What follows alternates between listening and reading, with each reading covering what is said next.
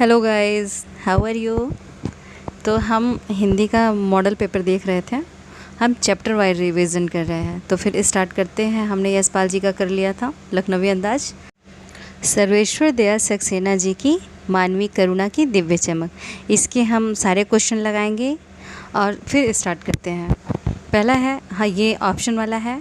पहला है, फादर कामिल बुल्के का हिंदी प्रेम किस प्रसंग से प्रकट होता है। ऑप्शन ए, उन्होंने प्रामाणिक अंग्रेजी हिंदी शब्दकोश तैयार किया। बी, भारत आकर पढ़ना। सी, परिमल के सदस्यों से गहरा लगाव। डी, भारतीय संस्कृति के अभिन्न अंग थे। तो इसका आंसर हम देखते हैं। इसका आंसर है ए, उन्होंने हिंदी अंग्रेजी का शब्दकोश तैयार किया था। जो फादर बुल्के थे उन्हें हिंदी भाषा से बहुत लगाव था। वे हिंदी का प्रसार और प्रचार में लगे रहते थे। इसी क्रम में उन्होंने अंग्रेजी हिंदी शब्दकोश तैयार किया था। फिर हम नेक्स्ट क्वेश्चन देखते हैं। किसकी रगों में दूसरों के लिए मिठास ही मिठास थी। ऑप्शन ए, लेखक की। बी, फादर की। सी, फादर के माँ की। डी, फादर के गुरु की। तो इसका हम आंसर देख लेते हैं। इसका आंसर है ऑप्शन नंबर बी, फादर की। अब हम नेक्स्ट देखते हैं क्वेश्चन। फादर को याद करना एक उदास शांत संगीत को सुनने जैसा था। इसका क्या आशय है। ऑप्शन ए, फादर को याद करके बहुत दुख होता है। बी, फादर को याद करके बहुत खुशी होती है। सी, फादर को याद करके हंसी आती है। डी, फादर को याद करने से एक संगीत सुनाई देने लगता है। तो फिर इसका उत्तर हम देखते हैं। इसका आंसर है ए, फादर को याद करके बहुत दुख होता है। थोड़ी सी इसकी हम व्याख्या कर देते हैं। फादर अपने संपर्क में आने वाले लोगों का दिल उसी प्रकार छू लेते थे जैसे संगीत हमारे दिल में उतर जाता है, लेकिन उनकी मृत्यु के बाद उनकी याद दुखी कर जाती थी। फिर हम नेक्स्ट क्वेश्चन पे आते हैं। देवदारू की छाया किसे कहा गया है। ऑप्शन ए, फादर बुल्के के ममत्वपूर्ण व्यवहार को। बी, पीपल की छाया को।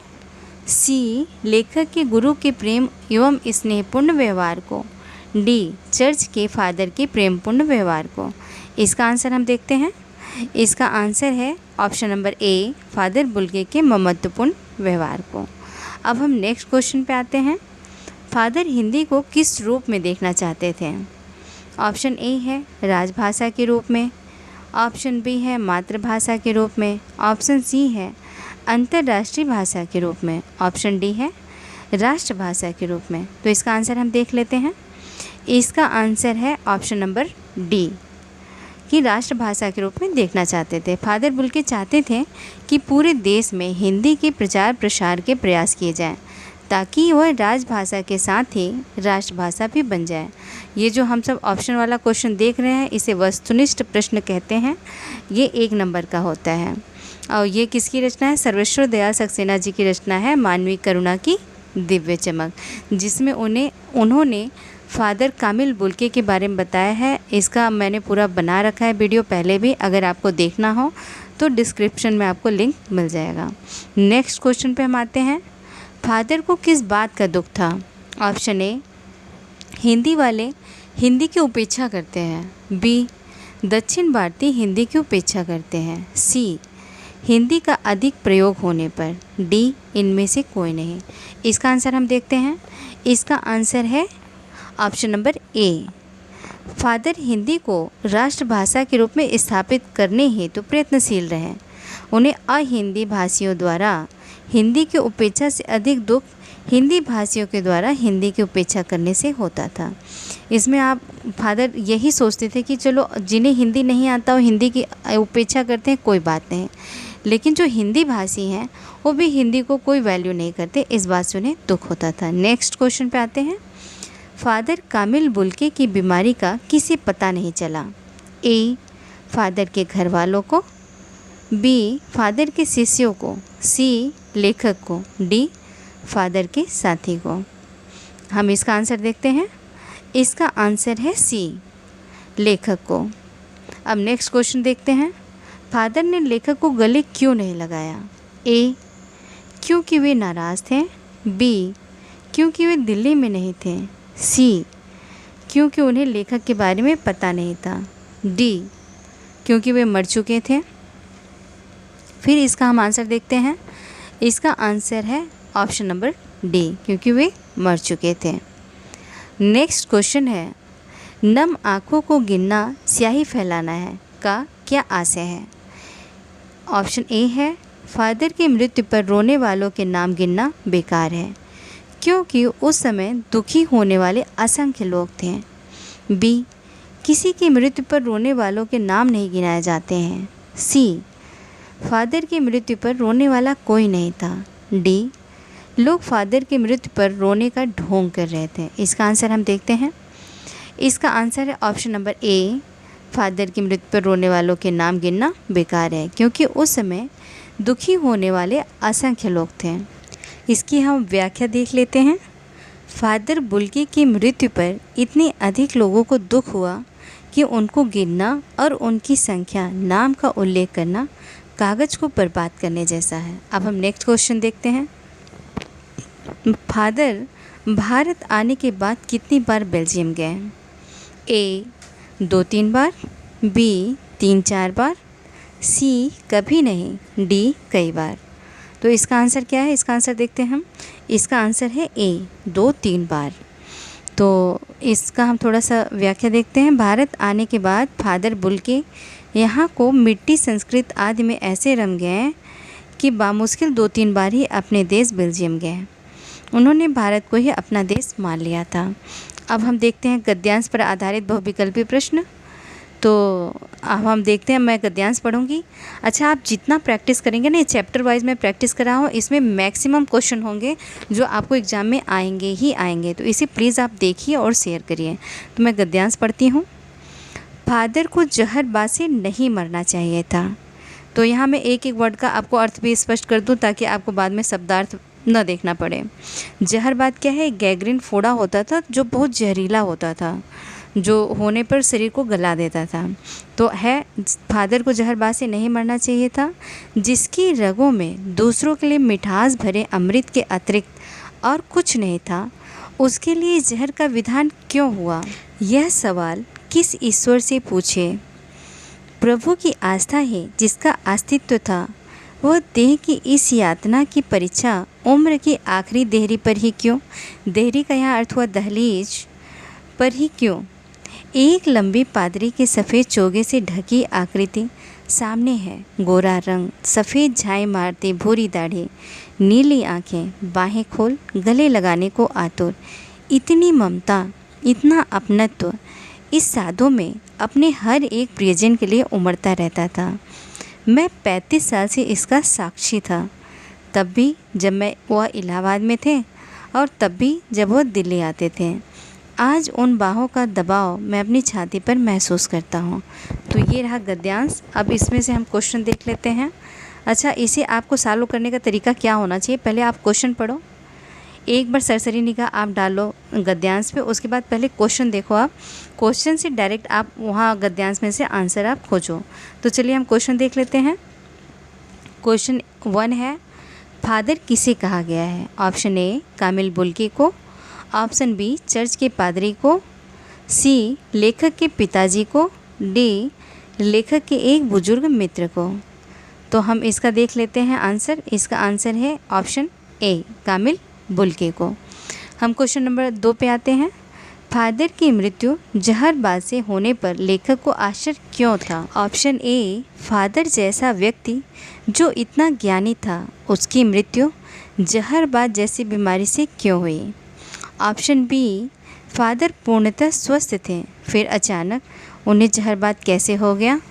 ऑप्शन सी, फादर जैसे व्यक्ति को जिसे ईश्वर पर इतनी आस्था थी, जहरबाद कैसे हो गया? ऑप्शन डी, फादर की रगों में दूसरों के लिए मिठास और अमृत के सिवा और कुछ नहीं था, फिर उनकी मृत्यु से जहरबाद से क्यों हुई? तो आप देखिए कि इसमें चारों आंसर आपको लग रहे होंगे कि हाँ, इनमें से कोई भी हो सकता है, लेकिन यही होता है कि जो सबसे एप्रोप्रिएट हो वो आंसर होता है। तो इसका आंसर क्या होगा? इसका आंसर होगा ऑप्शन नंबर डी, कि फादर की रगों में फादर जैसा व्यक्ति जो सबसे स्नेह व प्रेम का व्यवहार करता हो, उसकी गैंग्रीन जैसे फोड़े से दर्दनाक मृत्यु होना सही नहीं है। अब नेक्स्ट क्वेश्चन हम देखते हैं। देह की इस यातना की परीक्षा उम्र की आखिरी देहरी पर क्यों दी? यातना से लेखक का संकेत किस ओर है? ऑप्शन नंबर ए, वृद्धावस्था का कष्ट। ऑप्शन नंबर बी, वृद्धावस्था में लगातार बीमार रहने का कष्ट। ऑप्शन नंबर सी, जहरबाज जैसे जहरीले फोड़े से होने वाला कष्ट। ऑप्शन नंबर डी, अचानक हुई बीमारी का कष्ट। तो हम आंसर देख लेते हैं। इसका आंसर क्या है? इसका आंसर है ऑप्शन नंबर सी, जहरबाज जैसे जहरीले फोड़े से होने वाला कष्ट। अब नेक्स्ट क्वेश्चन हम देखते हैं। फादर के संबंध में कौन सा कथन अनुपयुक्त है? पहला ऑप्शन नंबर ए, गोरा रंग। बी, नीली आंखें। सी, नाटा कद। डी, सफ़ेद झाई मारती भूरी दाढ़ी। तो इसका आंसर क्या है? इसका आंसर नंबर सी सही है। तो फिर हम इसका थोड़ा सा व्याख्या देख लेते हैं। फादर बुल्की का कद कैसा था? लंबा था। उनकी आंखें नीली थीं, रंग गोरा और सफ़ेद झाई मारती भूरी दाढ़ी थी। वे अक्सर पादरियों का सफ़ेद चोंगा पहने रहते थे। अब नेक्स्ट क्वेश्चन पे हम आते हैं। मैं 35 साल से इसका साक्षी था। लेखक किसका साक्षी था? ऑप्शन ए, फादर की प्रभु में आस्था का। बी, फादर की सादगी का। सी, अपने हर एक प्रियजन के लिए फादर की ममता और अपनत्व का। ऑप्शन नंबर डी, फादर की मधुरवाणी का। तो इसका आंसर क्या होगा? इसका आंसर होगा ऑप्शन नंबर सी। इसकी थोड़ी सी हम व्याख्या देखते हैं। लेखक लंबे समय से फादर को जानता था। उसने फादर को कभी किसी पर गुस्सा होते नहीं देखा था, वरन हर प्रियजन से वे समय निकालकर मिलते और सबके प्रति प्रेम रखते हैं। तो ये आपने उस गद्यांश का सारा क्वेश्चन देख लिया। अब हम एक गद्यांश और सॉल्व करेंगे और उसके सारे क्वेश्चन देखेंगे। तो गद्यांश में पढ़ती हूँ। फादर को याद करना एक उदास शांत संगीत को सुनने जैसा है। उनको देखना करुणा के निर्मल जल में स्नान करने जैसा था और उनसे बात करना कर्म के संकल्प से भरना था। मुझे परिमल के वे दिन याद आते हैं जब हम एक पारिवारिक रिश्ते में बंधे जैसे थे, जिसके बड़े फादर बुल्के थे। हमारे हंसी मजाक में वह निर्लिप्त शामिल रहते हैं। हमारी गोष्ठियों में वह गंभीर बहस करते हैं। यहाँ निर्लिप्त का अर्थ क्या हुआ? आसक्ति रहित, मतलब किसी भी चीज़ में आसक्ति ना होना। हमारी रचनाओं पर बेबाक राय और सुझाव देते हैं और हमारे घरों के किसी भी उत्सव और संस्कार में वो बड़े भाई और पुरोहित जैसे खड़े हों, हमें अपने आशीषों से भर देते हैं। मुझे अपना बच्चा और फादर का उसके मुख में पहली बार अन्न डालना याद आता है और नीली आँखों की चमक में तैरता वात्सल्य भी, जैसे किसी ऊंचाई पर देवदारू की छाया में खड़े हों। ये रहा आपका गद्यांश। अब इसमें से हम क्वेश्चन देख लेते हैं। क्वेश्चन नंबर 1, फादर को याद करना है। ऑप्शन नंबर ए, एक मधुर संगीत सुनने जैसा। बी, एक उदास शांत संगीत सुनने जैसा। ऑप्शन सी, एक आकर्षक संगीत सुनने जैसा। ऑप्शन डी, एक धार्मिक संगीत सुनने जैसा। तो इसका आंसर हम देख लेते हैं। ये अभी पिछले भी गद्यांश में क्वेश्चन था। इसका आंसर होगा ऑप्शन नंबर बी, एक उदास शांत संगीत सुनने जैसा। क्वेश्चन नंबर 2, उनको देखना करुणा के निर्मल जल में स्नान करने जैसा था। करुणा के निर्मल जल में स्नान करने का आशय क्या है? ऑप्शन नंबर 1, दुख में डूब जाना। ऑप्शन नंबर बी, आँखों में आंसू आ जाना। ऑप्शन नंबर सी, फादर की करुणा एवं ममता की याद आ जाना। ऑप्शन नंबर डी, मन को अच्छाई की ओर प्रेरित करना। तो इसका आंसर हम देख लेते हैं। इसका आंसर है ऑप्शन नंबर डी। फादर के हृदय में सबके प्रति अपार करुणा व ममता थी। उनके संपर्क में आने वाले भी अच्छाई की ओर प्रेरित होते थे। अब हम नेक्स्ट क्वेश्चन देखते हैं। परिमल से लेखक का संकेत किस ओर है? ऑप्शन नंबर ए, एक पुस्तक की ओर। ऑप्शन नंबर बी, एक साहित्यिक संस्था की ओर। ऑप्शन नंबर सी, एक कार्यालय की ओर। ऑप्शन नंबर डी, एक जगह की ओर। तो इसका आंसर क्या है? इसका आंसर है ऑप्शन नंबर बी, परिमल ज्योति एक साहित्यिक संस्था थी जिसमें लेखक और फादर कामिल बुल्के और कई लोग जुड़े हुए थे। अब नेक्स्ट क्वेश्चन हम देखते हैं, लेखक को फादर की कौन कौन सी बातें याद आती हैं? अनुपयुक्त विकल्प छांटिए। ऑप्शन नंबर ए, गोष्ठियों में गंभीर बहस करते। ऑप्शन नंबर बी, फादर हंसी मजाक में शामिल होते हैं। ऑप्शन नंबर सी, कभी कभी धार्मिक प्रवचन भी देते हैं। ऑप्शन नंबर डी, रचनाओं पर बेबाक राय देते हैं। तो इसका आंसर हम देखते हैं, इसका आंसर है ऑप्शन नंबर सी, क्योंकि फादर कामिल बुल्के कभी भी धार्मिक प्रवचन नहीं करते थे। अब नेक्स्ट क्वेश्चन हम देखते हैं, फादर बड़े भाई और पुरोहित की भूमिका कैसे निभाते हैं? ऑप्शन नंबर ए, किसी भी उत्सव और संस्कारों के अवसर पर आशीर्वाद देते। ऑप्शन नंबर बी, पूजा पाठ संपन्न करवाते। ऑप्शन नंबर सी, बड़े भाई बन भाषण दिया करते हैं। ऑप्शन नंबर डी, हम पर कड़ा अनुशासन रखते हैं। तो इसका आंसर हम देख लेते हैं, इसका आंसर है ऑप्शन नंबर ए। इसकी थोड़ी सी व्याख्या मैं करती हूँ। जैसे परिवार में बड़ा भाई या पुरोहित उत्सव आदि अवसर पर अपने आशीर्वचनों से लोगों को भर देते हैं, वैसे ही फादर अपने आशीषों से लेखक व परिवार को तृप्त कर देते हैं। उनकी आँखों में भी लेखक ने सदैव वात्सल्य देखा। तो ये हमने दो गद्यांश कर लिया है। अब नेक्स्ट हम आते हैं क्वेश्चन आंसर पर, जो प्रत्येक क्वेश्चन जो है वो 2 नंबर का है। तो क्वेश्चन हम देख लेते हैं, फादर कामिल बुल्के एक सन्यासी थे, परंतु पारंपरिक अर्थ में हम उन्हें सन्यासी क्यों नहीं कह सकते? ये क्वेश्चन था और इसका अथवा में करके क्वेश्चन है, दोनों का आंसर एक ही होगा। आप लोग क्वेश्चन में भ्रमित हो जाते हैं कि ये इस क्वेश्चन का आंसर होगा, इस क्वेश्चन का क्या आंसर होगा। तो दूसरा क्वेश्चन है, फादर कामिल बुल्के ने सन्यासी की परंपरागत छवि से अलग एक नई छवि प्रस्तुत की है, कैसे? ये क्वेश्चन सीबीएसई का है जो 2015 में आ चुका है। इसका हम आंसर देख लेते हैं। फादर बुल्के ने परंपरागत सन्यासी से अलग एक नई छवि प्रस्तुत की। वे केवल संकल्प से सन्यासी थे, मन से नहीं। सामान्यतः सन्यासी के मन में किसी के प्रति विशेष लगाव नहीं होता, जबकि फादर बुल्के के मन में अपनी माँ तथा परिचितों के प्रति विशेष स्नेह था। वे बखूबी रिश्ते निभाते थे। अपने प्रियजनों के घर समय समय पर उत्सव और संस्कारों में शामिल होते थे। संकट के समय उनसे सहानुभूति रख धैर्य बंधाते थे। सन्यासी की तरह न रहकर आत्मनिर्भरता के उद्देश्य से उन्होंने अध्यापन कार्य भी किया। ये रहा इसका आंसर। अब हम नेक्स्ट क्वेश्चन देखते हैं, फादर बुल्के ने भारत में रहते हुए हिंदी के उत्थान के लिए क्या कार्य किया? तो इसे हम देख लेते हैं। ये भी 2020 में आया हुआ क्वेश्चन है। दिल्ली पब्लिक स्कूल में सीबीएसई का क्वेश्चन, ये सेट 1, 2, 3 तीनों में आया हुआ था। तो इसका आंसर हम देख लेते हैं। इसका है पॉइंट बाय हम इसे कर सकते हैं। पहला है, हिंदी को राष्ट्रभाषा बनाने के लिए आजीवन प्रयास करते रहें।